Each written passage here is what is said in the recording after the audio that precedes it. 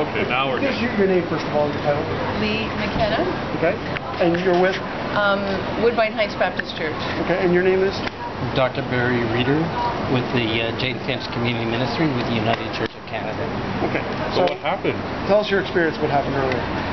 We had very clearly talked about this amongst ourselves and about what we were going to do and what we were risking. But we were very clear that this was about creating sacred space, that where people could come and sit and talk and cool off and, you know, contemplate, meditate, whatever. And it's part of what Occupy is about, that we are in solidarity with Occupy. So we realized that it was going to be a risk, but it also felt as if they were making up the rules as they were going along. The police were saying that, well, you can't do this and you can't do that. And so even though this is not much more than mosquito netting on a form of some sort,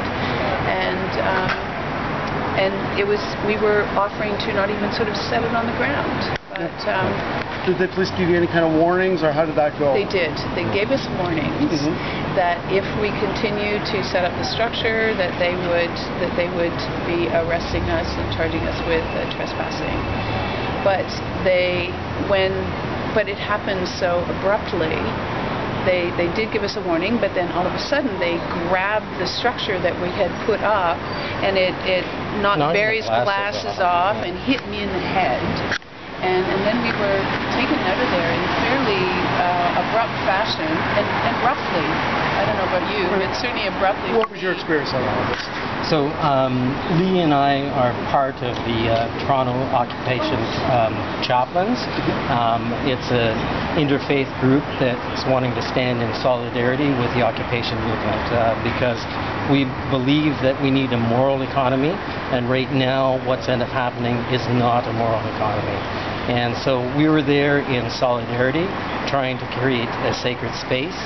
And the faith communities have a long history of erecting tents, and that's what we were wanting to do, to stand with this community, with occupation, to show that there needs to be more justice in the world. So what happened? Were you given a fine, a citation?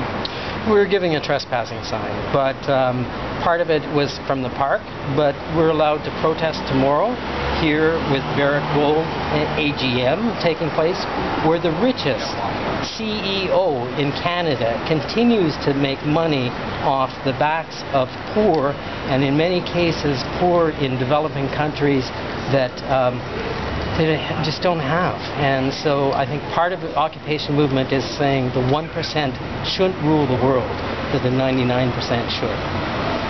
How long is this occupation going to last? Will you be here for the remainder of tomorrow, or will it continue through tomorrow night? This occupation is a 24-hour occupation, and it's to make a point that we need to end up create more equity within the world, and that's what we're about. We're doing that for 24 hours to make that statement.